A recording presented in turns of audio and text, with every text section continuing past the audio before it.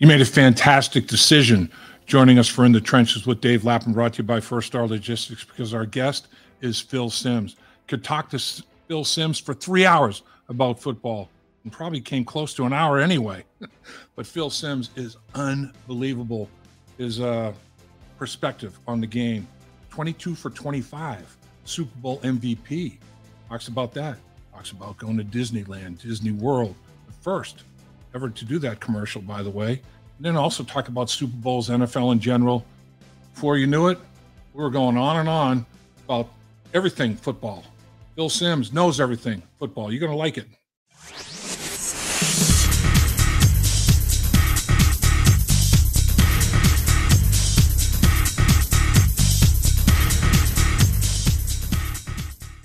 Welcome once again to In the Trenches with Dave Lapham, brought to you by First Star Logistics, as always, in our outstanding studios. And as always, we try to have outstanding guests. And today, we went above and beyond because we got the man, the legend, Phil Simms in the house. Yeah. Phil, how you doing, sir?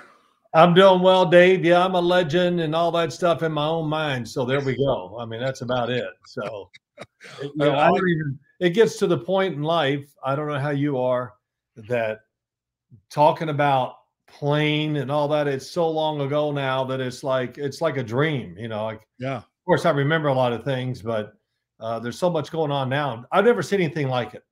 Football is every single day of the year, and which is great. It is. I love talking about it, love watching it and all that. But you covering it, the team and everything, it for you, it probably never ends. You really do go year round. So. It is pretty much year round. Yeah. But I'll tell you, Phil, the league has exploded. I mean, from an economic standpoint, I've been kidding people. You know, I'm hearing Joe Burrow in position here in the very near future to be making $50 million a year. I remember back in 1974, if a guy was making $50,000 a year, it's like, what the heck? How's he making that much money? I mean, you know, it's like it has gone absolutely bonkers. It's crazy, isn't it? Oh, it is crazy. I can remember players on my team back in 1979 griping and moaning that somebody else that plays the same position was making $500 more a year than they were. And, you know, I'm not exaggerating. It really was. Players screamed and yelled about $1,500, things like that, because that's how condensed everybody's salaries were back then. And of course, 74 was your first year, so you were probably almost a whole nother level behind or lower than us. Yeah. In 1979. Yeah, so. I mean, it's crazy. I mean, I remember my rookie salary was $26,000. Wow. And I remember Kenny Riley, Rattler, the great Ken Riley.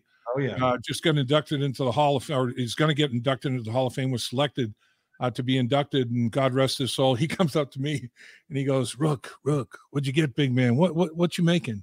I said, 26,000. He's like, and I'm like, well, yeah. I said, because he goes, well, did you get drafted in the other league? It was the first year of the World Football League. I said, yeah, I got drafted in the first round by the Birmingham Americans. I guess that was my leverage. He goes, yeah, man. He goes, I ain't made 20,000 yet. He'd been in the league for a while. He's like, 26,000. Oh my God. There's crazy. A Hall of Famer, man. Oh my God. It is amazing. It really is. Think about it. It's unbelievable. But, you know, and there's a lot of things that say why this has happened. The league has done an unbelievable job of marketing themselves and doing everything the right way, I guess you'd say, to keep growing the game and the players. The collective bargain agreement, everything like that is changed it all, and good for the players. They're doing great. So I'm watching, Super Bowl, obviously, and then things around the Super Bowl, and I see this handsome young buck, Phil Simms. They're talking to Phil Simms about how after he was MVP of the selected MVP of the Super Bowl, how he was going to Disney and how that whole thing started. Right. And remember that 22 of 25 day, and so the Super Bowl, where it all came about, you were the first one that, okay, I'm going to Disneyland, I'm going to Disney World, wherever you're going. Right. You were the first guy that they did that with, and it's just taken off. I mean, it's like it's a big tradition. Now, take us back to that that little venture between yourself and Disney, and how that all unfolded, and what your thoughts and maybe apprehensions might have been. Oh, I had apprehensions, that's for sure. The good thing is, once I said yes, I forgot about it until the game was over. And I said, "Oh, what do I got to do?" Right. You know, I wanted to celebrate winning the dang game, and I took 5 or 10 minutes of going. I'm going to Disney World. I'm going to Disneyland. But listen, I'm glad I did it because it's still out there. People still talk about it, and of course, my kids still to this day. My daughter calls me last night, "Dad, you're on TV," and I go, "Oh." Okay, so what? I sure as the hell don't want to watch myself.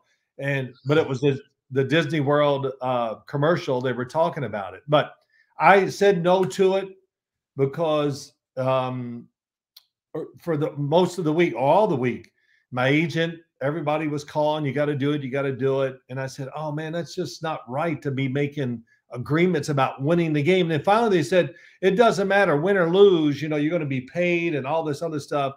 Not that it was a lot of money or anything special, but finally I just said yes. And of course, long story short, I'm glad I did it because being the first, and it was pretty cool.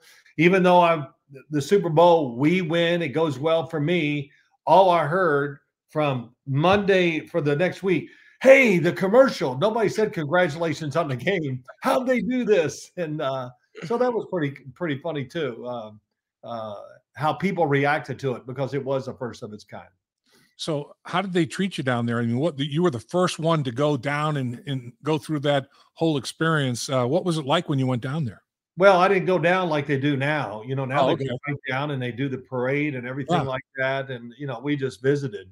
And Okay. and I think, I don't know what year it was or how long after 1986, the year that I won it, what they did. In other words, I think it turned into the next day you fly down there, they have the parade and you do all the stuff. And of course, my kids, my family and all that, they loved it. Sure. So it was awesome. And in fact, May 2nd, I'm going to be doing something with Peyton Manning down at Disney World. Are you? And we're going to kind of do something about all that because I'm not sure how many times did he win it or go to Disney World, once or twice, or was he the MVP twice? I'm not sure. I think he was. No, he would have been one. They won two. He wasn't the MVP. Von Miller was when Denver won. Right, when Denver. You're right. You're right. Yeah. Yep. So we're going to go down there and have a little fun with it and see how it goes. Cool. That's very cool. So, what'd you think of this year's Super Bowl? What'd you think of the quarterback playing this year's Super Bowl? Well, it was really good. Patrick Mahomes was unbelievable. Jalen Hurts, he played really well too. Yeah. It hasn't been talked about because of the holding penalty. Oh my gosh, the holding penalty. But the thing that really in my mind, which I haven't talked about much, is the turnover by Jalen Hurts. It looked like the game was in their hand. I just said, "Oh my gosh, this could get out of hand if they don't find a way to get off the field or whatever." And they were fortunate enough to get the Nick Bolton, who I think was going to spy the quarterback on that play if it was a pass. Yeah. Got in there, didn't cause the fumble, but picked it up and ran. Nick Bolton was unbelievable in the Super Bowl, Dave. I mean, unbelievable. He played every play, or maybe he missed one play. I'm not sure. But for a guy that runs around like him, he makes that great play. But to run around and be the force that he is and to play every play on defense, or I think it could have been one he set out. I don't know why it was one play. But that's the one thing you notice about the Super Bowl. Yeah. Guys like Chris Jones. I think Chris Jones played 61 snaps. That's got to be a high for him by far for the year. But, the Super Bowl, these guys do things that are unusual. And it was a great effort by some of those players. Yeah. I mean, Spags basically said, look, we got to take something away. So we're going to take the running game away and see if Hurts can beat us. And, well, Hurts, came close to getting it done. But he did take that running game away. And he had those guys. He had Bolton and those guys coming downhill, man. They were attacking that line of scrimmage. Bolton had, 9 tackles and the touchdown on the fumble return. I mean, in my mind, he was a legitimate candidate for MVP. There's no question. Yeah, there's no doubt. But I got to say, I thought the game was, when I watched it, I said, boy, Patrick Mahomes played really well. And then, when I rewatched the game on Monday and Tuesday, I went, no, he played really well. Yeah. And he was spectacular, even for Patrick Mahomes. So it was a great job of coaching by Kansas City. I'm going to give them great credit on offense. running the football in the second half. I think that was two keys. Everybody thought, or people that I really trusted, just a few, said, Kansas City can run the ball on this defense. And the question is, will they have the patience, and are they just got that in them to do it? And in the second half, you saw Andy Reid come out, run the football. And, of course, the offensive line. You would know this better than me.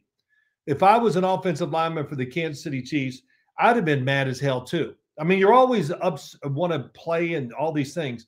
But, man, it was nothing. All anybody talked about was what? The Philadelphia pass rush. Yep.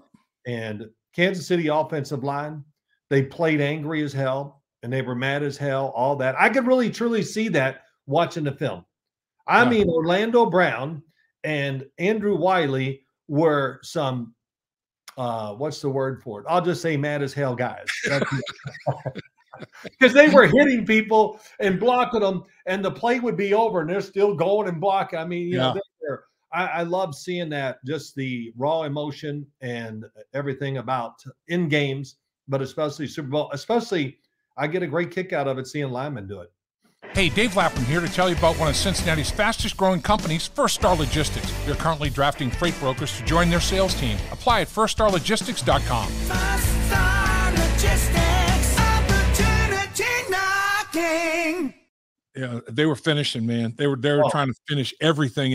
And I agree with you. They're down, Chiefs are down 10, and Andy Reid comes out with Pacheco and starts running the ball in the second half. It's like, no, we're staying with this running game.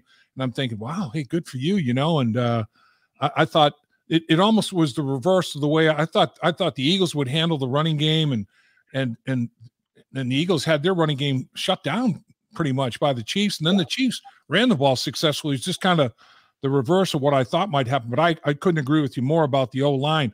Once they got that running game going and anchored the Eagles a little bit, man, no sacks allowed in that game. That was one to hang your hat on. Those guys played very, very well as a unit, big time. You know, Dave, you said something too. You know, the one thing going into the game and even in the game, you know, the Philadelphia defensive line, of course, it's very good. We saw all that during the year, but they didn't do anything to really, I think, help their players. In other words, they do very few games up front with the defensive linemen, switching spots, you know, whatever, just to create a little thinking and something different for the Kansas City offensive line. I saw very little of it. Yep. It was just, I'm against you and I'm going to beat you. And, you know, I think that helped the offensive line of Kansas City a little bit. And, of course, Mahomes moves around to buy some time too. Sure. So we got a couple of really outstanding quarterbacks that young guys have played well in that football game, and the Bengals have one as well. And I know I've talked to you multiple times before about Joe Burrow. In your mind, Phil, how much better a quarterback is Joe Burrow now than when he came into the league? I mean, you're always going to ramp up as such, but how much has Joe advanced in your eyes? Well, there's no comparison to the rookie Joe Burrow to what we saw this past year. Right. And this past year was better than the year before. I mean, once he got over the appendectomy, got in the groove of the season, and as time went on, it became like, wow, this guy is scary. And I really, for the first time, I had a chance I said, I'm going out there early in Kansas City for the championship game, because I just wanted to watch the quarterbacks and say hi to them. Right. Because I've really never done that to either one. But whatever, I went out and stood behind Joe Burrow, and I go, damn, he's a big dude. And that was the first thing. Yeah. And, you know, but man, he just stripes the ball. And then I stood on the sideline for a few times during the game as we went in and out to try to stay warm. But just seeing him throw the football and how pure it is. I mean, it's like, you play a little golf still, Dave? Yeah. Okay. Well, when you hit that driver in the sweet spot, how good does it feel? Well, sooner or later, you're going to hit something really perfect. And and that's him throwing the football. He connects perfectly with that driver every time. And the ball comes out of his hand with power, and it spins hard. And I saw T. Higgins he caught one pass down the sideline right in front of me. I went, as soon as the ball was snapped, I go, back shoulder. I could see it coming. Joe Burrow didn't hesitate, threw it to him. T. Higgins made it look so easy. I was like, oh my gosh, these guys, they're in their prime, and they're in their prime for a long time to come. Yeah, that's the famous line that Joe had during the season at one of the pressers, you know, the window of opportunity, because they were talking about his contract coming up and everything. He said, the window of opportunity is as long as I'm here, which is very true. I Hey, mean, hey, can you imagine ever saying that? And and it just shows you how confident and really how good he is. He knows it. He doesn't even have to think. But yeah, to say that is, I thought it was hilarious. That just it shows was, you confidence. it was great. It was great. It was. So, have you ranked in your mind, or do you say, okay, well, there's a tier of quarterbacks, and here's the guys that are in that top tier, or how do you where do you put Joe Burrow in the Phil Simms overall evaluation of quarterbacks in the NFL? Well, I haven't done that really much, but I would say, I'm not going to put him number one because of the guy in Kansas City. Right. And I think he deserves that. It's not just Andy Reid, and it's not, whatever. Patrick Mahomes knows how to really play, and he can find guys. And I thought Patrick Mahomes, without a doubt, threw the ball better this year than any year in his career. Physically, it was really, really good. And, I always get into this, and my boy Boomer, oh, you and your mechanics. Well, Boomer, there's a reason why guys throw it well. It's just not pure luck. They have great mechanics. And so Patrick Mahomes got more compact, more powerful. The ball was spinning harder. And I tell you, I think I could count on one hand the number of footballs I saw him throw this year that was not a perfect spiral. Wow. And, when you throw perfect spirals, there's a reason for it. That means you're doing a lot of things right. And you believe what you see, you believe it, you see it, you rip it. Yep. And that describes Joe Burrow and Patrick Mahomes. But I would put Joe Burrow number 2 in this hierarchy. Yeah.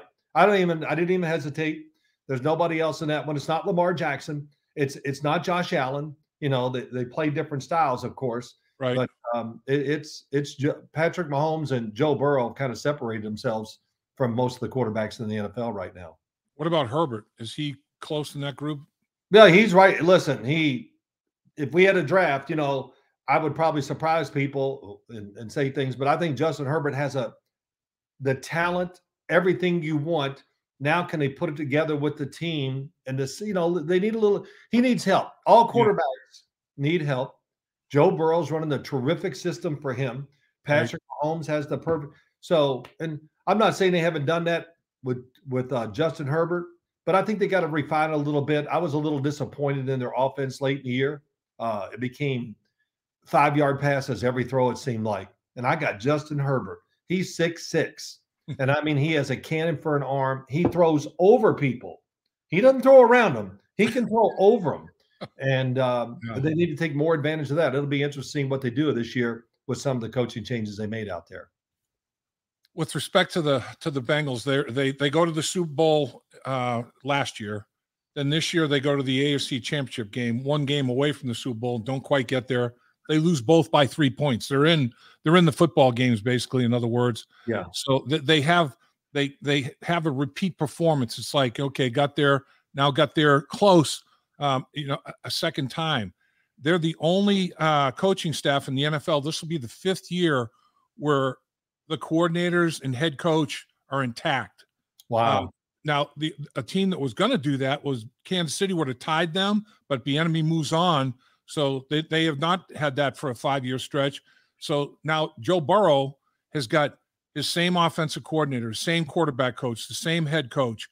Joe Burrow, how, as a quarterback, a former great one in the National Football League and the Hall of Fame, how important is that to have that kind of continuity and consistency around you? Well, man, it's great. I mean, in so many ways, because the message has already been delivered. And now we just keep adding on to that message. And, the language and everything about the coach, the connections, in other words, how you get along. I mean, it's endless of what you can say. And I say it all the time, and I know it more and more and become more convinced of it. Coaching is everything in the NFL. Coaching takes guys with talent and makes them stars and helps them get paid. I mean, people, not to get into all this stuff, but, well, Daniel Jones, well, okay, he got a chance. Yeah. Now, I always say this, and I don't want to get into the Daniel Jones thing, but let's see, he's big. He's every bit of 6'5". When I meet him, I go, damn, he's tall. And he's a big dude. And he can really run. And he has a really good arm. And he is, as Brian Dable told me, I guess after about 7 weeks with the Giants, he goes, hey, Phil, this guy's he's really accurate. And I go, no kidding. I mean, he threw the football into really tight lanes for him all year long because of the Giants, whatever. But everybody just can't believe Daniel Jones. They still knock him because we're going off his first 3 years. But look what happened when you support him with the coach, a little better system. Maybe, I don't even know if we have better players. I think Brian Daboll was the biggest difference in that football team, along with Daniel Jones and, of course, Saquon. But that just shows you what coaching can do, putting them in the right spot, designing the offense that fits them, and what a player can do, especially quarterbacks. You know, you look at it in the Super Bowl, the two teams that played in the Super Bowl, Philadelphia and Kansas City, three of the four coordinators, offensive and defensive, moved on. They go to different football teams, and in so many teams throughout the league, they had coordinators move on, assistant coaches move up to coordinators, and all of that goes on. And there's a reason for it. You know, everybody wants to raid the successful programs, and the Bengals had both coordinators interview for head coaching jobs.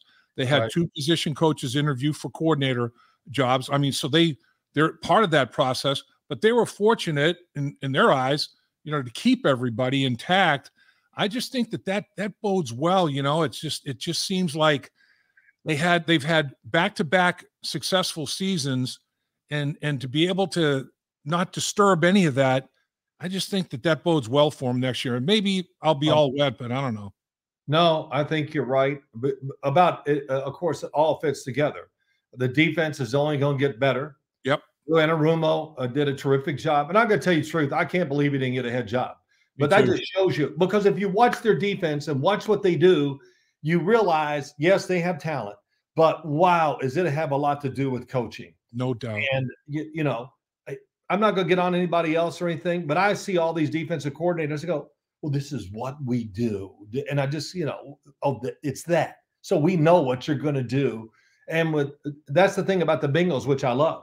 The offense is always aggressive, and the defense can switch up at a moment's notice, do lots of things. And the other thing is, too, it has to be really good coaching, because I don't see a lot of mental errors by the defense. You know, I'm talking about them more. But even the offense, I'm surprised that it's Brian Callahan, right? Yes. Yes, I know. I get them a little mixed up sometimes. Right. I'm surprised they didn't get interviewed by more teams for coordinator jobs, head coaching jobs. And if the Bengals have a good year this coming year, Dave, coaching changes will happen. Yes. It will happen. So, you know, I don't know. I really don't know Brian Callahan, how much he has on that offense. But I'm sure he sticks his nose in there and has some great ideas. You know, he loves football, his dad, and everything like that. And he did marry a girl from up here in Franklin Lakes, New Jersey. So there you go. Yeah, there you go. But yeah, so good for the Bengals. And I'm sure those coaches are all sitting around, well, we didn't get jobs and move up on the ladder, but we're still on a team that's good. And we got Joe Burrow. Dave Lapham here. And every day I am grateful for my experience.